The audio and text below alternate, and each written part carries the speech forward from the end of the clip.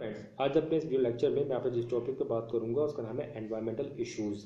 Environmental issues ये हमें paper 3 में पढ़ना है और हो सकता है इससे 5 नंबर का क्वेश्चन आ जाए। ठीक है दोस्तों, क्लाइमेट चेंज एग्जैक्टली है क्या, इसका कोर कंसेप्ट हम समझ चुके हैं। मैंने अपने प्रीवियस 2 वीडियो लेक्चर बनाए हैं इस पर, ग्लोबल वार्मिंग और ओजोन डेप्लीशन के ऊपर, तो वहाँ से आप इसका कोर कंसेप्ट समझ सकते हैं। अब हम इसको एनवायरमेंटल जो इश्यूज हैं इन्हें इंटरनेशनल कॉन्टेक्स्ट के रिलेशन में समझने का प्रयास करेंगे कि आखिर ये है क्या। ओके, देखिए दोस्तों, हो क्या रहा है कि आज पूरा विश्व क्या चाहता है कि जो नॉन रिन्यूएबल एनर्जी के रिसोर्सेज है ना, उन पर बर्डन कम आए। ठीक है, क्योंकि उन्हीं की वजह से तो ग्रीन हाउस गैसेज इमिशन ज़्यादा हो रहा है और ग्लोबल वार्मिंग बढ़ रही है। और हम ये चाहते हैं कि उन पर बर्डन तो कम आए और जो रिन्यूएबल एनर्जी के रिसोर्सेज हैं like solar energy and all, इन सब का प्रमोशन बढ़े। ठीक है, तो इसके लिए पूरा विश्व जो है लगातार प्रयास कर रहा है।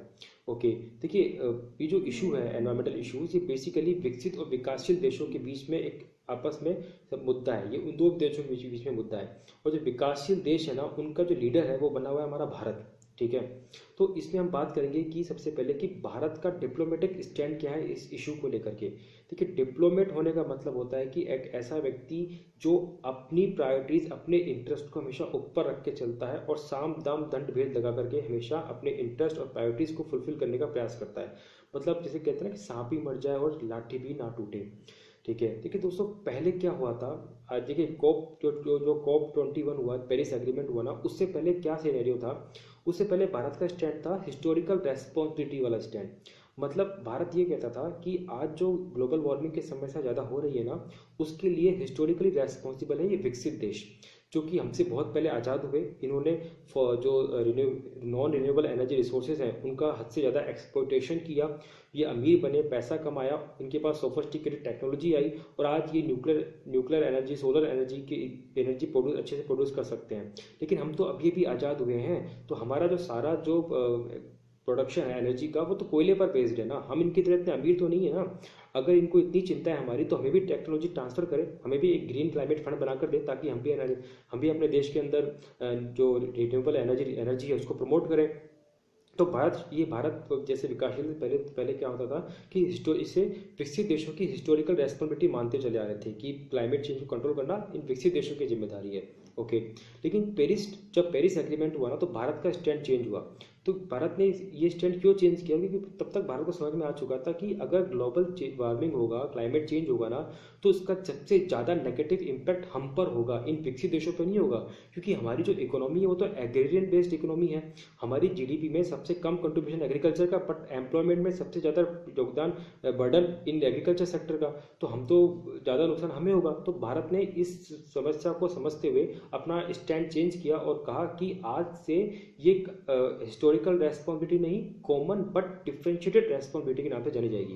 अब यहाँ पे डिफ्रेंशिएटेड वर्ड का मतलब है कि जो विकसित देश है उनकी ज़्यादा रेस्पॉन्सिबिलिटी और जो विकासशील देश है उनकी कम रेस्पॉन्सिबिलिटी। जो विकसित देश है वो विकासशील देश को एनर्जी के रिगार्डिंग सोफिस्टिकेटेड टेक्नोलॉजी ट्रांसफर करेंगे, ग्रीन क्लाइमेट फंड बनाएंगे, ताकि जो डेवलपिंग कंट्रीज हैं वो भी अपने आप को प्रमोट कर सकें रिन्यूएबल एनर्जी के लिए।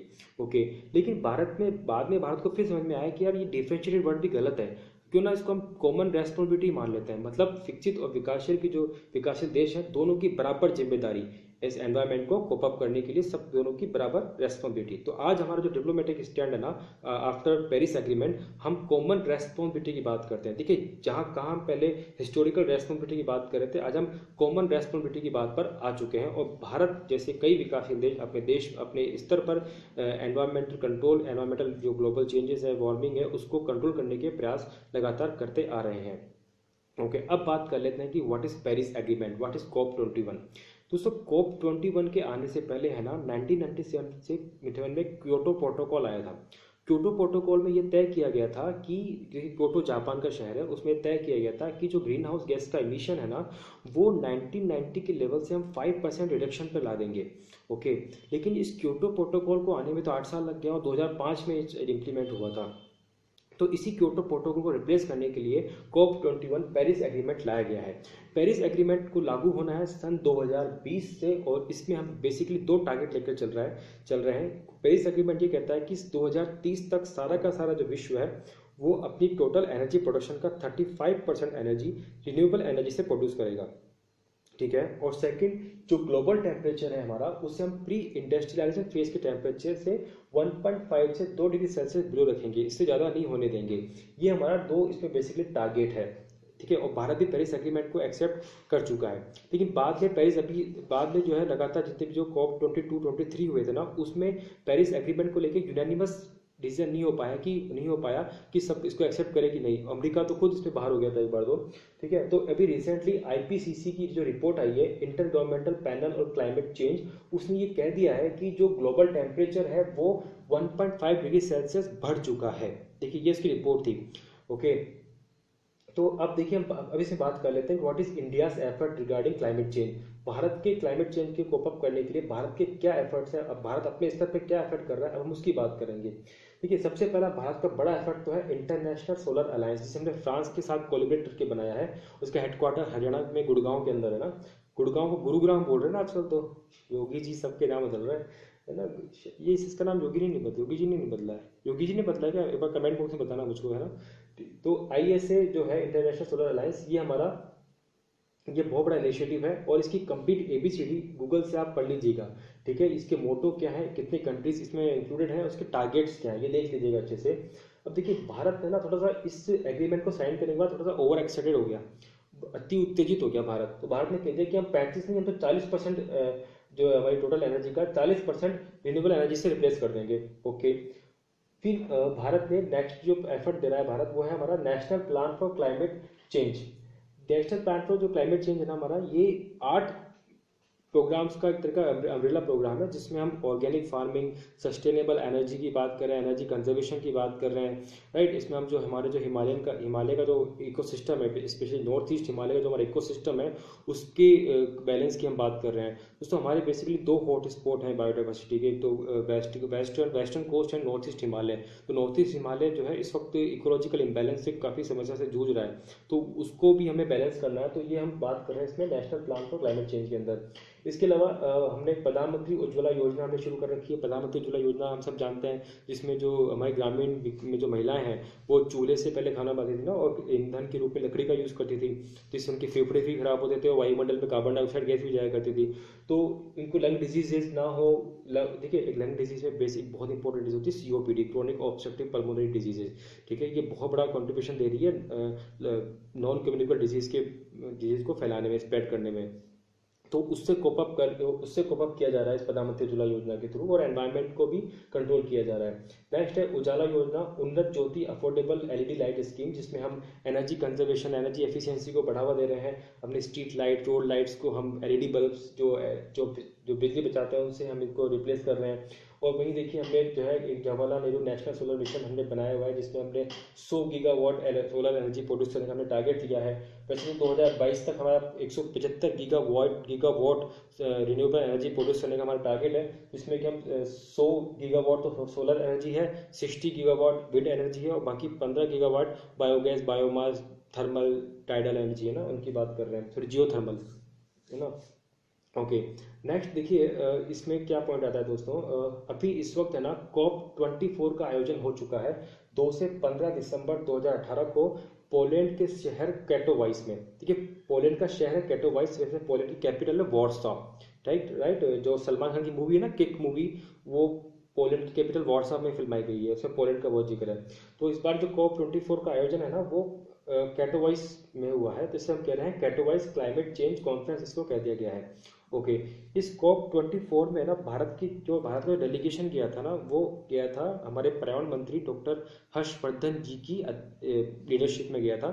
जो हमारे जो हर्षवर्धन सिंह जी, हम सब जानते हैं कि ये एक ENT डॉक्टर हैं ये, ठीक है, आँख नाक कान गले के डॉक्टर हैं ये, ओके। इन्होंने इस COP 24 में क्या आउटपुट आया, क्या आउटकम आया है, इसमें ये आउटकम आया है कि एक तो सारे के सारे देश है ना वो पेरिस एग्रीमेंट को 2020 से इम्प्लीमेंट करने के लिए यूनैनिमसली राजी हो गए हैं, राइट, वो सब इसको राजी हो गए हैं। और दूसरा फिर ये जो IPCC की रिपोर्ट थी, जिसमें कहा गया था कि ग्लोबल टेम्परेचर 1.5 डिग्री सेल्सियस से बढ़ गया है, तो इसको इन्होंने नकार दिया कि नहीं, ये रिपोर्ट गलत है, अभी 1.5 डिग्री सेल्सियस हमारा टेम्परेचर इंक्रीज नहीं हुआ है। ये 2 बेसिक इसके आउटकम है है। और इसके अलावा भारत ने अपना स्टैंड क्लियर किया है। भारत ने कहा है कि हमारा स्टैंड तो यही है कि हम हमेशा चाहते हैं कि भाई एक इंक्लूसिव बैलेंस डिसीजन आए और पेरिस एग्रीमेंट पे सब लोग साइन करें। और जो क्लाइमेट का मुद्दा है वो तो हमारी लाइवलीहुड से जुड़ा हुआ मुद्दा है, तो हम तो खुद ऑलरेडी इतने कमिटेड हैं कि हम जो है आज इंटरनेशनल सोलर अलायंस मिशन हमने इनिशिएटिव हमने लिया है। और आज हम बात कर रहे हैं one world one sun one grid की हम बात कर रहे हैं, जिस कंसेप्ट के थ्रू हम सारे जो सोलर एनर्जी को किस हद तक प्रोड्यूस कर रहे हैं। हमने देखिए खुद कितना बड़ा लक्ष्य, कितना बड़ा टारगेट हम लेकर के चल रहे हैं। तो इससे ज़्यादा हम क्या इनिशिएटिव लें, इससे बड़ा और क्या इनिशिएटिव लेकर दिखाएं हम आपको। इतने हम विकसित देशों, सुन लो, है ना, मतलब विकसित देशों को हमने दिखा दिया है कि हम बातों के शेर नहीं है, हम कुछ करके भी दिखा सकते हैं। तो हमने इतना बड़ा टारगेट लिया है उनके सामने, इतना बड़ा इनिशिएटिव हमने लिया है, ठीक है। तो ये भारत का इसमें स्टैंड क्लियर है। देखिए दोस्तों, ये जो COP24 है ना वो 2 से 15 दिसंबर 2018 को हुआ है, ठीक है। और ये तब हुआ है जब पेपर शायद बन चुका था या बन रहा था। अब कह नहीं सकते कि RPSC पेपर चेंज करेगी या नहीं करेगी। देखिए फिर भी सेफ गार्ड के लिए COP24 को पढ़ जाइएगा, इसके आउटकम अच्छे से और देख लीजिएगा कि COP24 की क्या आउटकम है। वैसे लगभग 60% चांस ये है कि COP24 तक एग्जाम में नहीं आना चाहिए, क्योंकि पेपर बन चुके हैं। और RPSC इतने कागज थोड़ा बर्बाद करेगी, इतने छपे पेपर फिर छापो ना, इतने पेड़ काटो, है ना। इको फ्रेंडली होना चाहिए ना थोड़ा बहुत तो उनको, है ना। तो आई डोंट थिंक कि सेफ्टी मेजर के लिए COP24 को देख जाना अच्छे से, और इंटरनेशनल सोलर अलायंस भी अच्छे से पढ़ जाना, इसके ऑब्जेक्टिव क्या है, कितने कंट्रीज इसमें शामिल हैं और इसके टारगेट्स क्या है। बेसिकली जो कर्क रेखा मकर रेखा के बीच के जितने भी देश है ना, जहाँ पे सोलर एनर्जी अच्छे से पड़ती है, उन सब देशों को इसमें शामिल किया गया है। और फ्रांस के साथ का हमारा कोलैबोरेशन है इसके अंदर, और फ्रांस हमें हेल्प भी कर रहा है हमारे इस टारगेट को पूरा करने के लिए, राइट। इसका जो हेडक्वार्टर है ना वो हरियाणा के गुड़गांव में है ही। तो ये रहा गाइस एनवायरमेंटल इश्यूज पर मेरा लेक्चर। आई थिंक कंसेप्चुअली आना चाहिए। और देखिए दोस्तों, मेंस में कहा भी है ना RPSC ने कि वो कंसेप्चुअल और एनालिटिकल एबिलिटी चेक करनी है उसे, बेसिकली कॉग्निटिव इंटेलिजेंस चेक करनी है मेंस में। तो ये बाकी रहे फैक्ट, अगर एग्जाम में आए तो हम लिख सकते हैं। Thank you so much guys, मिलते हैं कुछ नए लेक्चर के साथ।